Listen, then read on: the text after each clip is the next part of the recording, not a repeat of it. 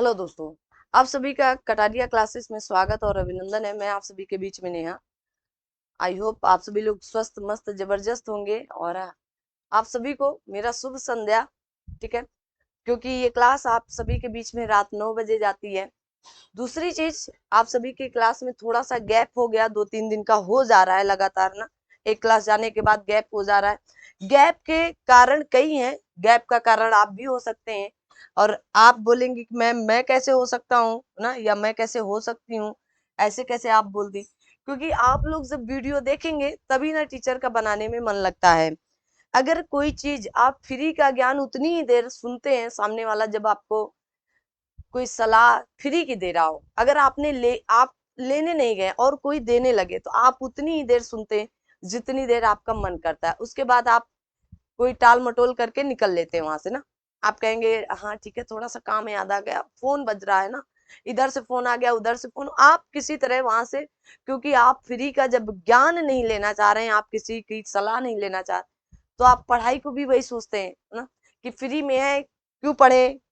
तो हम तो पेड लेकर बैठे हैं, तो पेड वाला पढ़ेंगे, है ना। समस्या ये भी है। फिलहाल तो कारण आप भी हो सकते हैं। अगर ठीक ठाक व्यूज आते हैं तो लगता है कि हाँ, एक टीचर को भी लगता है कि अगर हम फ्री में दे रहे हैं, इसीलिए ताकि अच्छे से आप सभी लोग शेयर भी करें, आप खुद भी देखें, अपने एक दो जो सोशल मीडिया पर जो आप ग्रुप वगैरह बना रखे वहां पर शेयर कर दिया करें। अगर आपने अभी तक कटारिया क्लासेस को सब्सक्राइब नहीं किया है तो प्लीज आप सभी लोग कटारिया क्लासेस को सब्सक्राइब भी कर लीजिएगा और आगे शेयर भी करते रहिएगा। आइए बढ़ते हैं। हमने आप मैं आप सभी के बीच में बहुउद्देशीय परियोजनाओं के बारे में बातचीत कर रहे थे, और यहाँ पर मैंने आप सभी को बताया भी कि बहुउद्देशीय जो परियोजना थी, उसकी शुरुआत जवाहरलाल नेहरू जी ने की थी।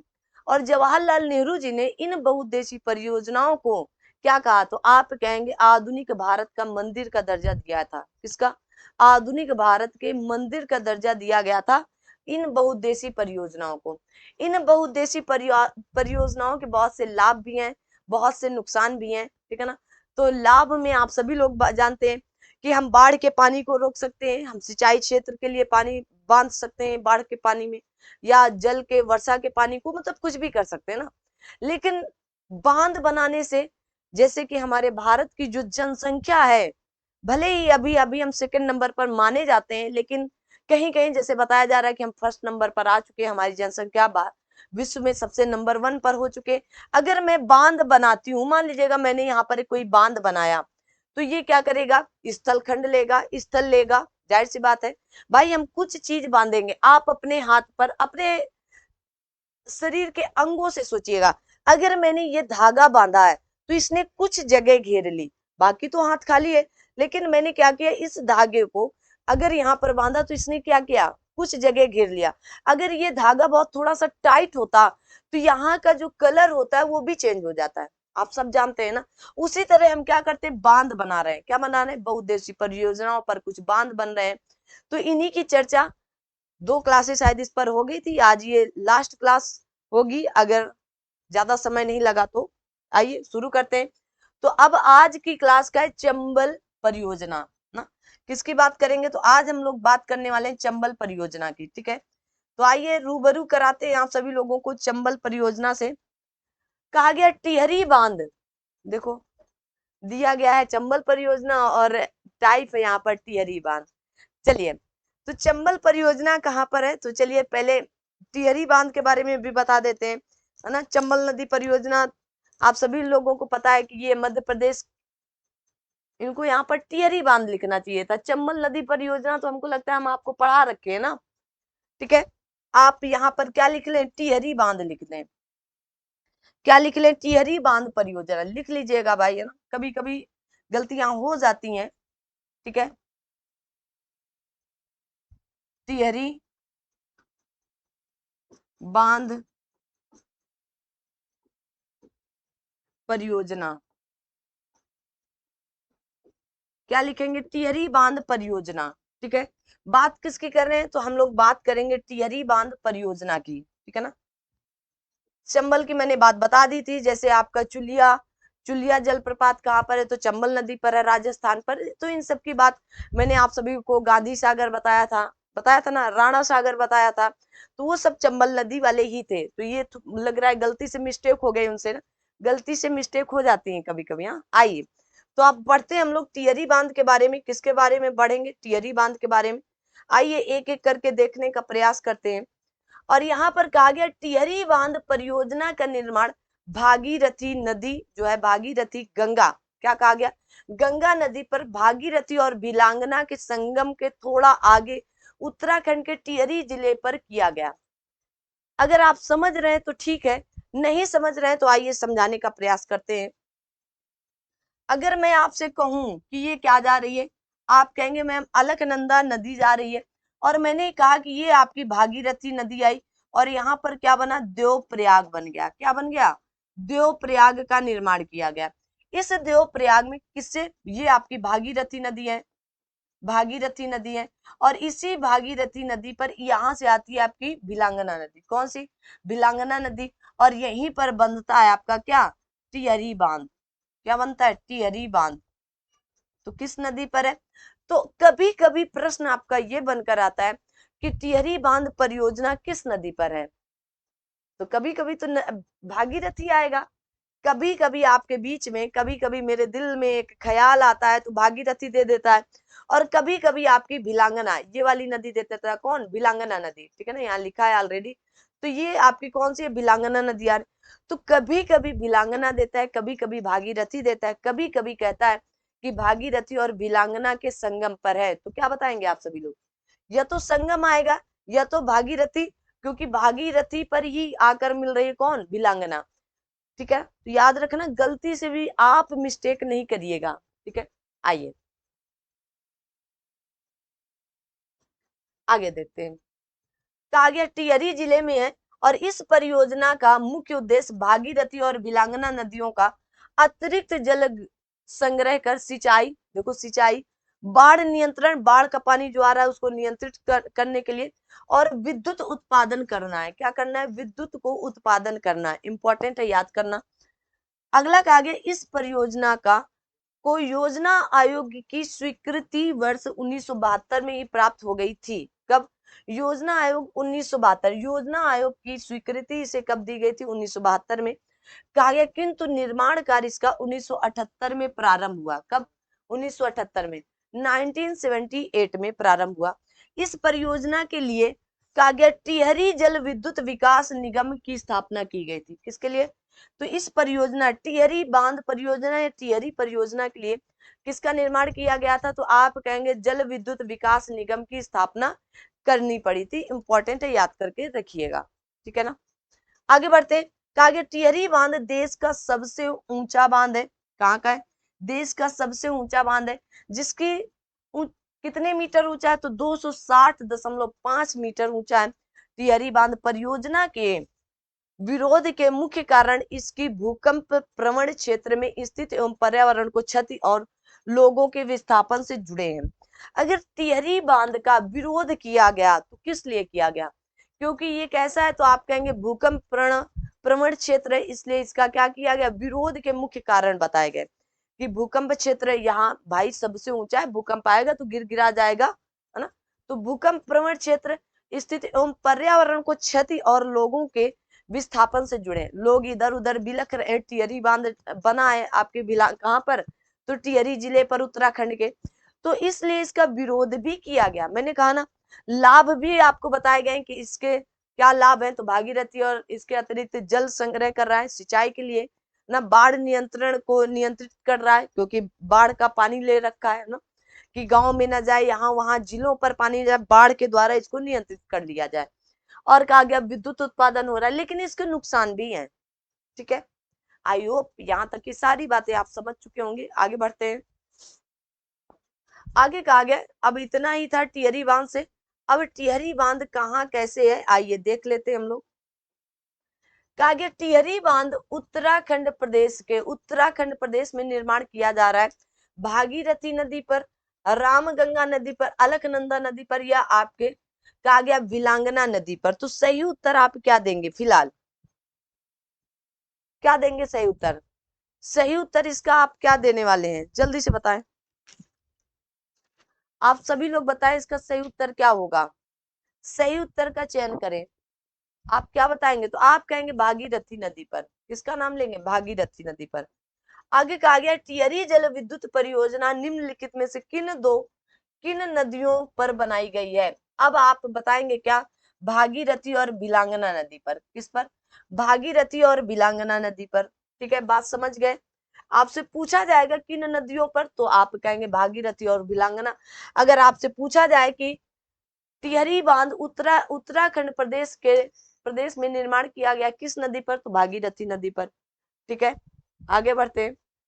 कहा गया टिहरी पन बिजली कहा गया कॉम्प्लेक्स निम्नलिखित में से किस नदी पर अवस्थित है? अलकनंदा, भागीरथी, धौलीगंगा, मंदाकिनी। तो क्या बताएंगे? भागीरथी नदी पर है।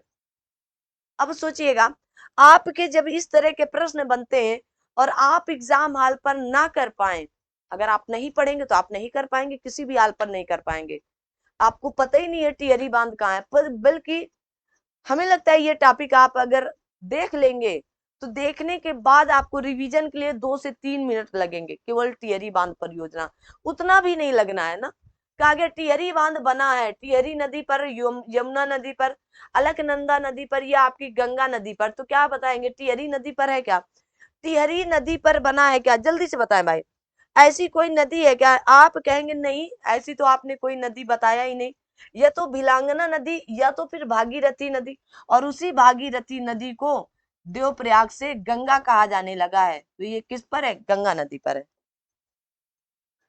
आइए, कहा गया दिए गए चित्र में टिहरी बांध के अव अवस्थान को चिन्हित कीजिएगा। तो कहां पर है? ए से है, सी से है, बी से है, डी से है। बताएं भाई। ये देवप्रयाग है, बताएं कहां पर होगा? ये आपका कहां पर? ये आपका देवप्रयाग बन रहा है। ठीक है, और तो आपका ये बिलांगना नदी आ रही है, ये आपकी कौन सी होगी? आपकी भागीरथी नदी आ रही है, और ये आपकी अलकनंदा नदी आ रही है। ठीक है, समझ में आया कि नहीं? आया होगा ना, तो क्या बताएंगे? सी दे रहा है, यहीं पर तो बनेगा। बनेगा कि नहीं बनेगा? तो क्या बताएंगे आप? सी बताएंगे। ठीक है ना, क्या बताएंगे? सी पर। अब समझ ला ना, समझ ला कि ना? जल्दी से बताए। नहीं समझ ले? देखे, ये आपकी अलकनंदा नदी जा रही है, हमने कहा ये आपकी कौन सी? भागीरथी नदी आ रही है, और ये हमने कहा भिलांगना नदी आ रही है। देखो ऐसे ही तो बना है ना। यहाँ पर देखो ये लिखा है देवप्रयाग, ये लिखा है देवप्रयाग। ठीक है, देवप्रयाग लिख दिया, और देखो इस पर लिख रखा है अलकनंदा, ये आपकी अलकनंदा है। यहाँ पर कहा गया है कि कोटेश्वर बांध है कोटेश्वर बांध आपका कहाँ पर है? सिर्फ और सिर्फ भागीरथी नदी पर है। और आपसे कहा गया ये आपकी देखो लिखा है बिलांगना नदी, है ना, और यहाँ पर मिल रहा है, और यहाँ पर आपका कौन सी नदी है? भागीरथी है। क्या है? भागीरथी नदी है, तो कहाँ पर है? ये सी पर, है ना। ओके, आल ओके ना। आइए, अब हम देखेंगे आप सभी के बीच में दामोदर नदी घाटी परियोजना। कौन सी? दामोदर घाटी परियोजना या दामोदर नदी घाटी परियोजना देखेंगे। ठीक है, क्या देखेंगे? दामोदर नदी घाटी परियोजना देखने वाले, तो आइए पहले देख लेते हैं, पढ़ते हैं। कहा गया दामोदर नदी हुगली की प्रमुख सहायक नदी। किसकी? हुगली। और हुगली किसकी शाखा है? तो आप कहेंगे गंगा की। गंगा जब हमारी आ रही थी, है ना, जब उत्तराखंड से गंगा आ रही थी, देखो भाई ये उत्तराखंड है, यहाँ पर उत्तराखंड से गंगा आ रही थी, जब ये पश्चिम बंगाल पहुंची, और गंगा को इधर आना था, तो पश्चिम बंगाल में एक शाखा इसकी चली जाती है, इसी को कहा जाता है हुगली। क्या कहा जाता है? हुगली कहा जाता है। या तो आपसे पूछ लिया जाए कि कोलकाता बंदरगाह कहाँ पर है, तो हुगली नदी पर आप बताएंगे, या तो फिर गंगा नदी पर। आपसे ऑप्शन कभी कभी गंगा भी दे देता है, जैसे भागीरथी को गंगा कहा जाता है। समझ ला कि नहीं? तो आप समझ गए होंगे। कहा गया दामोदर नदी हुगली की प्रमुख सहायक है। किसकी है? दामोदर नदी किसकी? हुगली की प्रमुख सहायक है। कहा गया दामोदर नदी में आने वाली बाढ़ एवं प्रदूषण के कारण इसे बंगाल का शोक कहा जाता है।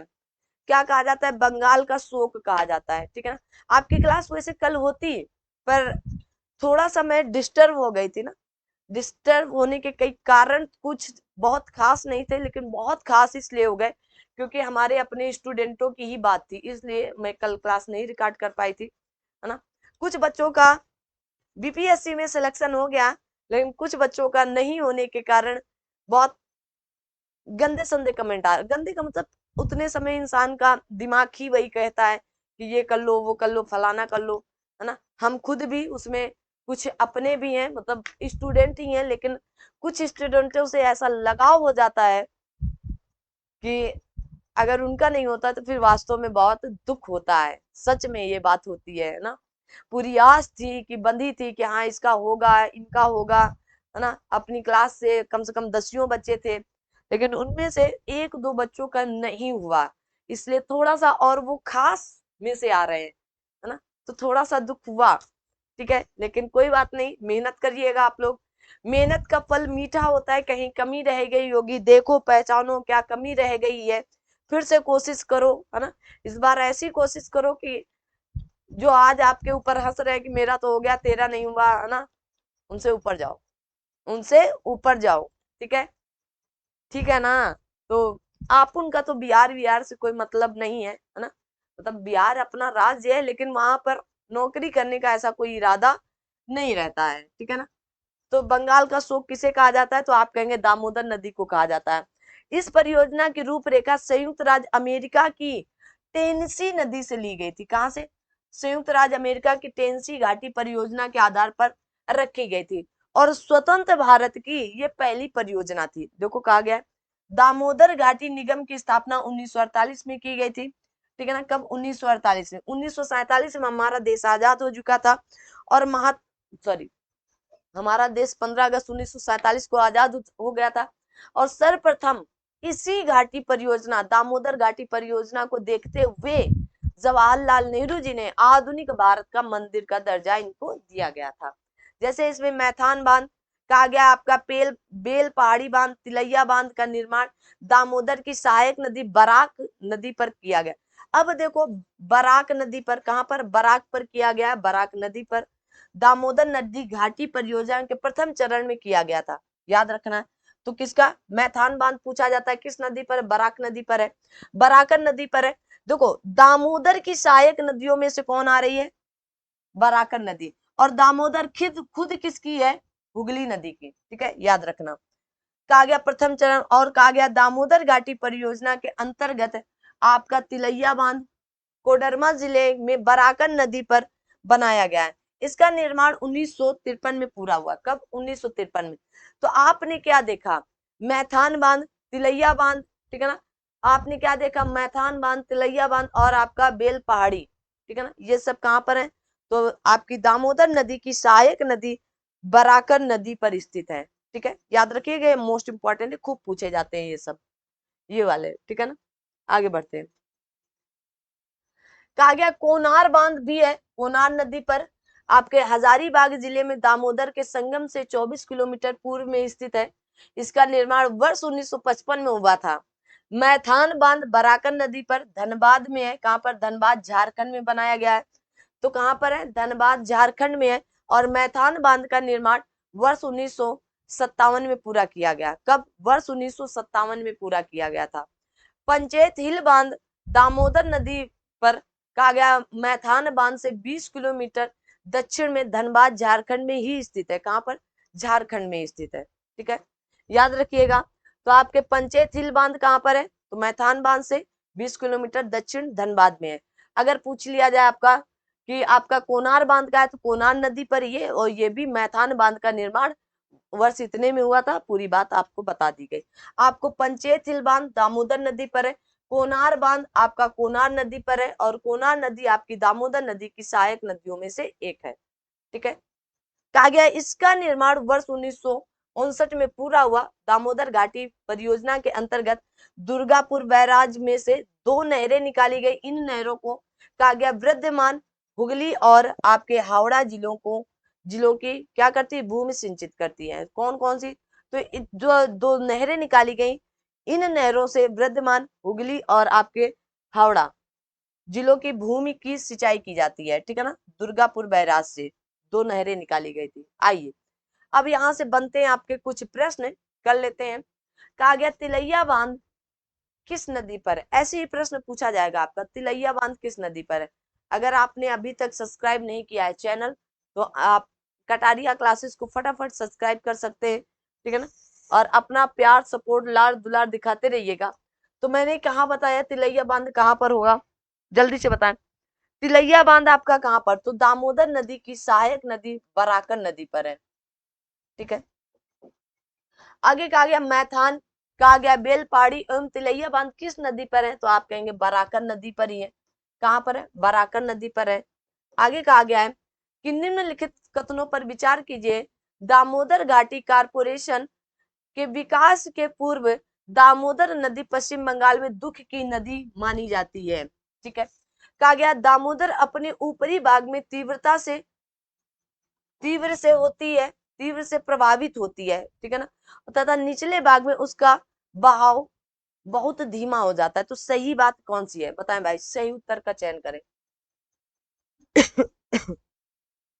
तो दामोदर नदी कारपोरेशन क्या कहा गया? तो ये बात तो बिल्कुल सही है, इसे दुख की नदी कहा जाता है पश्चिम बंगाल की, और ये भी बात बिल्कुल सही है, और दोनों एक दूसरे क्या कर रहे हैं? व्याख्या कर रहे हैं। क्योंकि ये आपके क्या होती है, तो उत्तरी भाग में तीव्र से बहाव इसका है, बहुत तीव्रता के साथ बहती है, इसी कारण ये बाढ़ लाती है, और इसी कारण इसे दुख की नदी कहा जाता है। लेकिन कहा गया है इसके निचले हिस्से का बहाव थोड़ा धीमा रहता है। कैसा है? धीमा रहता है, ठीक है। आगे बढ़ते हैं। कहा गया दामोदर घाटी निगम की स्थापना कब की गई थी? तो आप कहेंगे 1948 में की गई थी। कब? 1948 में। और ये संयुक्त राज्य अमेरिका की टेनेसी नदी घाटी परियोजना से प्रभावित होकर, जब हम कोई काम नकल से करते हैं तो थोड़ा अकल लगानी पड़ती है ना, अकल अगर आप लगाए होते तो शायद, वैसे सफल थी उतने समय, कोई इशू नहीं था, आज भी चीजें सफल हैं भाई। हर चीज के दो पहलू होते हैं। आप देखेंगे कि मान लीजिएगा कि आपके पास फोन है, कोई भी फोन है ना, अब इसका आप सही इस्तेमाल भी कर सकते हैं और इसका आप गलत इस्तेमाल भी कर सकते हैं। गलत कैसे कर सकते हैं? गलत तब आप कर सकते हैं कि आप दिन भर इस पर रील देख रहे हैं, फेसबुक देख रहे हैं, इंस्टाग्राम देख रहे हैं, क्या होता है, स्नैपचैट देख रहे हैं, है ना, स्नैपचैट देख रहे हैं, ये देख रहे हैं, वो देख रहे हैं। और सही क्या होगा कि आप स्टूडेंट हैं तो आपको पढ़ना चाहिए, आप इसका इस्तेमाल सिर्फ पढ़ाई के लिए करिएगा, न्यूज के लिए करिएगा, कुछ खबरों के लिए करिएगा। रील्स देखने से आप ना तो रील्स पे जाने वाले हैं, ना रील्स बनाने वाले हैं। अगर दो चार रील्स बना भी दिए शौक शौक में कि चलिएगा बना लेता हूं मैं, शायद वायरल हो जाऊं, तो दो चार रील में कोई वायरल नहीं होता है। हाँ, किसी किसी की किस्मत अच्छी होती है कि पहली ही रील वायरल वायरल हो जाती है, उसकी बात दूसरी मानी जाती है। बट आप अपने लिए क्या करें? इसका इस्तेमाल सही तरीके से करें, ठीक है। आगे बढ़ते हैं। अब आता है विविध परियोजनाएं। अब कुछ आपकी विविध परियोजनाएं मतलब जो छोटी छाटी हैं कुछ परियोजनाएं, क्योंकि मैंने तो आपको सबसे पहले महत्वपूर्ण परियोजनाओं से ही परिचय कराया है। अब विविध परियोजनाओं के अंतर्गत अगर आप पढ़ेंगे तो आप, बहुत लंबा है ना,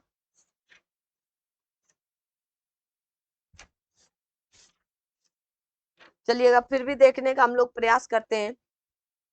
विविध परियोजना कहा गया भारत में बहुउद्देशीय नदी घाटी परियोजनाओं से सिंचाई की सुविधा के अलावा बाढ़ नियंत्रण, पेयजल आपूर्ति, जल विद्युत उत्पादन, नहर परिवहन और पर्यटन जैसे अनेक कार्य किए जा सकते हैं। बिल्कुल सही बात है। भारत में जल विद्युत संयंत्र की स्थापना सर्वप्रथम 1897 ईस्वी में बंगाल के दार्जिलिंग के निकट कहा गया आपके सिद्रा पोंग अथवा या सिद्रा बाग में हुआ था। सिद्रा बाग ज्यादातर आप सभी लोग जानते हैं कहां पर, सिद्रा बाग में हुआ था, ठीक है ना। क्या कहेंगे आप सब? क्या कहेंगे आप सभी लोग की? सिद्रा बाग में हुआ था, ठीक है। याद रहेगा आप सभी लोगों को? याद रहेगा कि नहीं याद रहेगा? नहीं याद रहे तो याद कर लो भाई ना। आगे बढ़ते हैं। कहा गया भारत और भूटान के सहयोग से चूका चूका बांध परियोजना का निर्माण किया गया। चूका बांध परियोजना भूटान में वांगचू अथवा आपके रैदक नदी की धारा के ऊपरी भाग पर स्थित है। चूका बांध कहाँ है? तो वांगचू नदी पर है, ठीक है ना। या इसी को रैदक नदी भी कह दिया जाता है, कि ऊपरी भाग में स्थित है। इस बांध की ऊंचाई लगभग 40 मीटर है।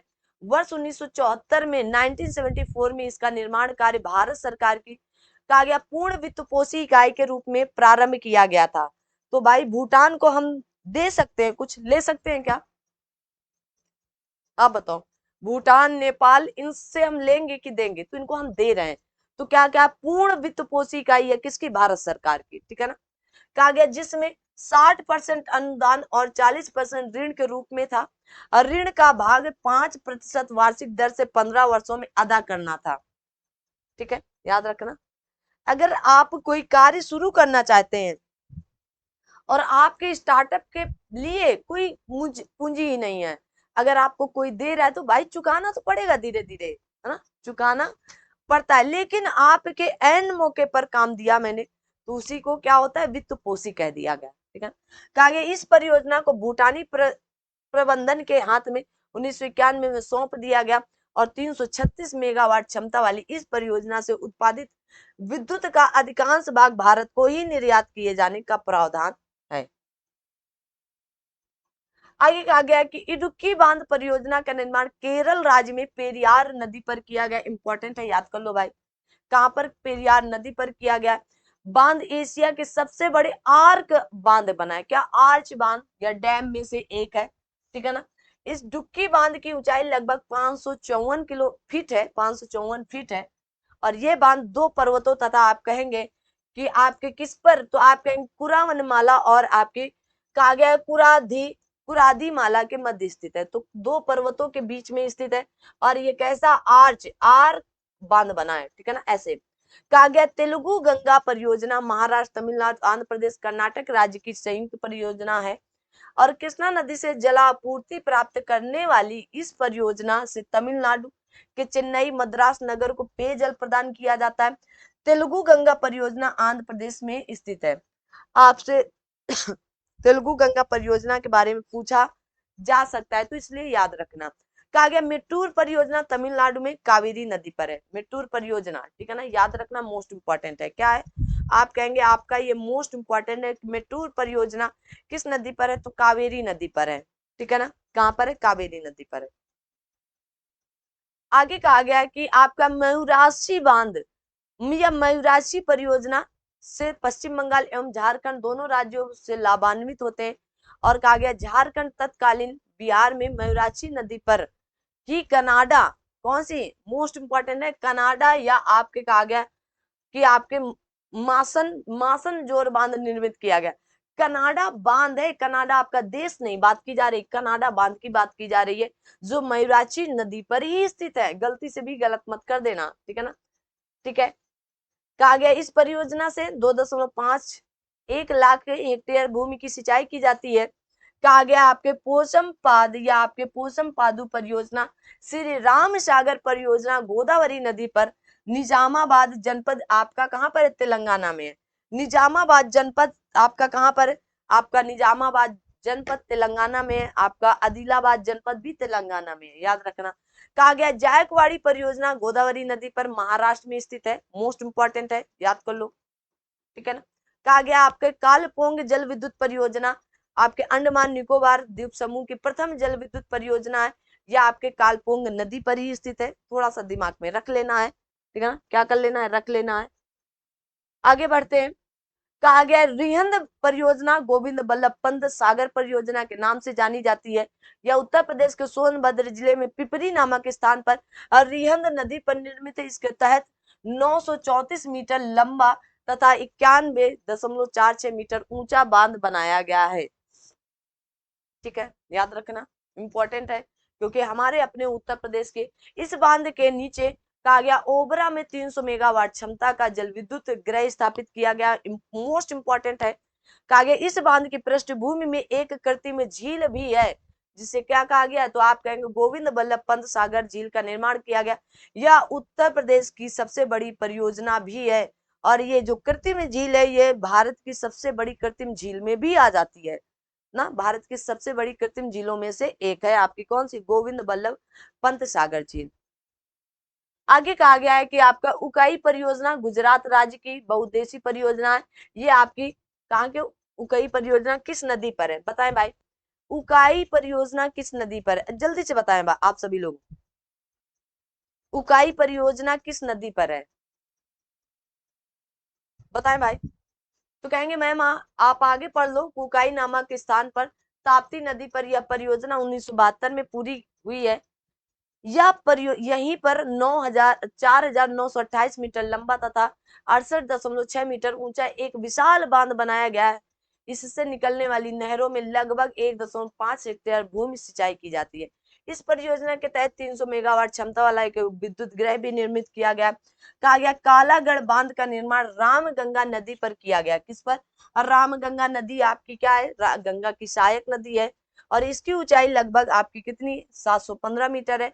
और कोयना परियोजना महाराष्ट्र राज्य में कोयना नदी पर स्थित है। मोस्ट इंपॉर्टेंट है, याद कर लो भाई। अगर मैं आपसे पूछूं कि ताप्ती नदी पर कौन सी नहरें निकाली गई, वो तो ठीक है, बताएं आप सभी लोग, ताप्ती नदी पर कौन सा बांध स्थित है? जल्दी से, जल्दी से बताएं आप सभी लोग। जैसे आप कहेंगे ताप्ती नदी पर कौन कौन से, तो आप कहेंगे बैतूल बांध भी है। कौन सा बांध है? तो आपका बैतूल बांध है, याद रखना। क्या है? आप कहेंगे बैतूल बांध है, हाँ? याद रखिएगा। आगे बढ़ते हैं। कहा गया तवा परियोजना मध्य प्रदेश के होशंगाबाद जिले में तवा नदी पर ही निर्मित की गई है। इस बांध की ऊंचाई इतने मीटर है, लंबाई इतनी है और तवा सिंचाई परियोजना 1992-93 में पूरी हुई। तवा जल ग्रहण क्षेत्र आपकी पश्चिमी सीमा पर सतपुड़ा राष्ट्रीय उद्यान, कहां पर? सतपुड़ा राष्ट्रीय उद्यान तथा आपके बोरी वन्य जीव अभ्यारण्य स्थित है। कहां पर? तो तवा जल विद्युत परियोजना पर, ठीक है ना। तवा सिंचाई परियोजना, या आप कह सकते हैं कि तवा जल संग्रहण क्षेत्र जो है ये पश्चिमी सीमा पर आपके सतपुड़ा राष्ट्रीय उद्यान जाता है और आपके बोरी वन्य जीव अभ्यारण्य में स्थित है। कहा गया पोंग बांध, ये ब्यास नदी पर बंधा हिमाचल प्रदेश के दक्षिण पश्चिम भाग पर स्थित किया गया। तो पोंग बांध कहां पर है? तो आपको याद होना चाहिए ब्यास नदी पर स्थित है। इस बांध की ऊंचाई इतने मीटर की है और इस बांध द्वारा निर्मित जलाशय का जल उपयोग कहां पर जाता है? सिंचाई और विद्युत जल उत्पादन हेतु किया जाता है। कहा गया ब्यास डैम भी कहा जाता है इसी को। क्या कहा जाता है? इसी को ब्यास डैम, क्योंकि ब्यास नदी पर बना हुआ है। इस बांध के द्वारा कहा गया महाराणा प्रताप सागर झील का निर्माण हुआ है, जिसे वन्य जीव अभ्यारण्य घोषित किया गया है। यह भारत में स्थित अंतरराष्ट्रीय आर्द्रभूमि स्थलों में से एक है। कौन सा? महाराणा प्रताप सागर झील, ठीक है। ये आपकी क्या है? एक आप कह सकते हैं ये आपकी वन्य जीव अभ्यारण्य घोषित किया गया और भारत में स्थित अंतरराष्ट्रीय आर्द्रभूमि भी घोषित कर दिया जा चुका है। तो याद रहेगा, याद रहेगा कि नहीं याद रहेगा? बताएं सभी लोग, ठीक है। आगे बढ़ते हैं। कहा गया मीजा बांध और राजस्थान के भीलवाड़ा जिले में कावेरी नदी पर स्थित है और इस नदी का उद्गम राजसमंद झील है, जो राजसमंद जिले में कहा गया देवगढ़ के निकट अरावली पहाड़ियों से होता है। कहा गया कोठारी बनास, बनास कहाँ से निकलती है? अरावली की पूर्वी हिस्से से ये नदी निकलती है। कौन सी? बनास नदी। तो कहा गया है आपकी कोठारी बनास नदी की सहायक नदी है। कोठारी क्या है? अरावली पहाड़ियों से होता है। कोठारी आपकी बनास नदी की सहायक नदी। इस परियोजना की स्थापना मुख्यतः सिंचाई हेतु की गई थी। कहा गया तुलबुल परियोजना, तुलबुल नौआन परियोजना मुख्यतः जम्मू कश्मीर झेलम नदी पर स्थित है। तुलबुल परियोजना कहां पर है? तो आप कहेंगे झेलम नदी पर है। यहाँ से दूसरी बात शुरू हो गई, लेकिन टाइपिस्ट मास्टर ने इस बार थोड़ा सा क्रम तोड़ दिया ना। भारत इसे तुलबुल नौआन परियोजना कहता है, जबकि पाकिस्तान वूलर बैराज के नाम से भी जानता है। भारत ने वर्ष 1984 में वूलर झील के मुहाने पर झेलम नदी पर इस बैराज के निर्माण का कार्य प्रारंभ किया था और इस परियोजना पर भारत एवं पाकिस्तान के मध्य विवाद तब उभर कर सामने आया जब 1987 में पाकिस्तान द्वारा इस निर्माण कार्य को वर्ष 1960 की सिंधु जल संधि का उल्लंघन मानते हुए रोकने की मांग की गई। ठीक है, बात समझ में आई? आप इसको 2 बार पढ़ेंगे तब भी समझ जाएंगे कि झेलम नदी पर क्या बना है? बैराज के निर्माण कराए जा रहे हैं, ठीक है ना। और किया गया था। और इस परियोजना में भारत और पाकिस्तान के मध्य क्या है, विवाद तब उभर कर आया जब वर्ष 1987 में पाकिस्तान द्वारा इस निर्माण कार्य को वर्ष 1960 की सिंधु जल संधि का उल्लंघन मानते हुए रोकने की मांग की गई थी। ठीक है ना, ठीक है, आगे बढ़े। आगे कहा गया आपका बगलियार जल विद्युत परियोजना, तो आप कहेंगे जम्मू कश्मीर के चिनाब नदी पर है। ठीक है, ओके है ना। आपका कहा गया दमन गंगा सिंचाई परियोजना, कहा गया वलसाड़ जिला दक्षिण गुजरात में वापी से 30 किलोमीटर दूर आपकी दमन गंगा नदी पर ही है। कहा गया गिरना सिंचाई परियोजना महाराष्ट्र के जलगांव जिले में गिरना नदी पर निर्मित है। ठीक है, पंबा सिंचाई परियोजना पंबा नदी पर केरल के कहा गया कहां पर है, तो आप कहेंगे पथाना पथानमथिट्टा ना, थिट्टा जिले पर स्थित है। कहा गया सुइल जल विद्युत परियोजना हिमाचल प्रदेश में चंबा जिले में सुइल नदी पर स्थित है, इंपॉर्टेंट है। सुइल रावी नदी की क्या है, सहायक नदी है। कौन, सुइल जो है ये रावी नदी की सहायक नदी। दुलस्ती परियोजना, Dulhasti hydro power station Jammu Kashmir में आपकी चिनाब नदी पर है। तो बगलिहार भी कहां पर है, चिनाब नदी पर है। दुलस्ती वही कहां है, चिनाब नदी पर ही है। आगे कहा गया है आपका ललितपुर में बेताब नदी पर राजघाट बांध परियोजना को रानी लक्ष्मी बाई बांध परियोजना के नाम से भी जाना जाता है, मोस्ट इंपॉर्टेंट है। कहा गया किसाऊ बांध यमुना की सहायक नदी टोंस पर स्थापित किया गया है, ये भी इंपॉर्टेंट है। टोंस हिमाचल प्रदेश एवं उत्तराखंड की सीमा से होकर प्रभावित होती है। इस परियोजना से मुख्यतः लाभान्वित होने वाले राज्य उत्तराखंड और आपके हिमाचल प्रदेश है। गोदावरी नदी पर स्थित, तो आप कहेंगे आपका बम्बली है ना प्रोजेक्ट, या इसी को बबली प्रोजेक्ट कभी कभी कह दिया जाता है, वैसे तो ये है बबली प्रोजेक्ट। ठीक है ना, तो याद करने के लिए बबली भी बोल सकते हैं। महाराष्ट्र और तेलंगाना की एक अंतरराज्यीय विवाद बांध परियोजना है, कौन सी, तो बबली। ठीक है, गोदावरी नदी पर। कहा गया तपोवन और विष्णुगढ़ जल विद्युत परियोजना आपके उत्तराखंड के चमोली जिले में स्थित है। कहां पर, चमोली जिले के धौली गंगा नदी पर है। कहां पर, धौली गंगा नदी पर है। ठीक है, आइए क्या करें, बस करें क्योंकि ये लंबा चैप्टर है। आइए यहां तक पढ़ लेते, फिर उसके आगे कल पढ़ेंगे। कहा गया महाकाली सिंध भारत और नेपाल के मध्य फरवरी 1996 में हुई थी। ठीक है ना, महाकाली संधि क्या हुई थी, भारत और नेपाल की है।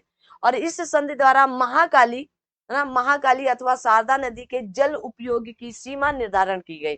और इस संधि के क्षेत्र शारदा बैराज, टनकपुर बैराज, प्रस्तावित पंचेश्वर परियोजना को आच्छादित किया गया। अब आता है आपका कल्पसर परियोजना। कहा गया के अंतर्गत खंबात की खाड़ी गुजरात के पार एक बांध बनाने की योजना है जिससे ज्वारी शक्ति उत्पादन की जाएगी। इस योजना के तहत एक विशाल जलाशय के निर्माण की भी योजना है। इसके ताजे जल या फ्रेश वाटर का उपयोग आपके कृषि, पेयजल और औद्योगिक प्रयोग में लाया जाएगा। मोस्ट इंपॉर्टेंट है, याद रखिएगा। आगे कहा गया दिसंबर 1959 में भारत सरकार और नेपाल सरकार के बीच गंडक बैराज के निर्माण पर समझौता हुआ है। जो देश देश से हो रहे हैं, भूटान से हो रहा है, नेपाल से हो रहा है, तो इनको आपको याद करना पड़ेगा। ठीक है ना, बैराज का निर्माण गंडक नदी पर वाल्मीकि नगर में 1900 या 1968 से 1969 तक किया गया, जिसका उद्देश्य नेपाल, उत्तर प्रदेश, बिहार में सिंचाई सुविधा उपलब्ध कराना था। तो किसका किया गया है, तो आप कहेंगे गंडक गंडक नदी पर किया जा रहा है, वाल्मीकि नगर पर। ठीक है ना, याद रखिएगा गंडक बैराज। ठीक है, इसके तहत कहा गया पश्चिमी नहर प्रणाली, पूर्वी नहर प्रणाली और नेपाल में एक विद्युत केंद्र जल के बंटवारे पर सहमत बनी थी। ठीक है, याद रखिएगा। अभी आपका लंबा चलेगा, इसलिए अंतरराज्यीय जल विवाद न्यायाधिकरण आपका कल पढ़ेंगे हम लोग ना, क्योंकि अभी आपके बीच में सारी चीजें आएंगी, उसके बाद आपके प्रश्न शुरू होंगे। और अभी तब तक आप सभी लोग यहीं तक रखते हैं हम लोग ना, लंबा होता है तो आप सभी लोग वास्तव में देखना नहीं पसंद करते हैं। तो कल हम लोग पढ़ेंगे कहाँ से, तो कल हम लोग शुरू करेंगे अंतरराज्यीय जल विवाद न्यायाधिकरण कैसे कैसे हुए, इसकी सबकी चर्चा करेंगे। तो आई होप आप सभी लोग अगर यहाँ तक क्लास वॉच करके आते हैं तो आप सभी लोगों को थैंक यू सो मच। और अपने 2-4 दोस्तों तक जरूर सेशन शेयर किया करें, ये आपका अपना दायित्व होना चाहिए। मिलते हैं अगली क्लास में, तब तक के लिए आप सभी लोग अपना ध्यान और अपने साथ सभी अपनों का ध्यान रखें। Thank you so much. जय जय भारत।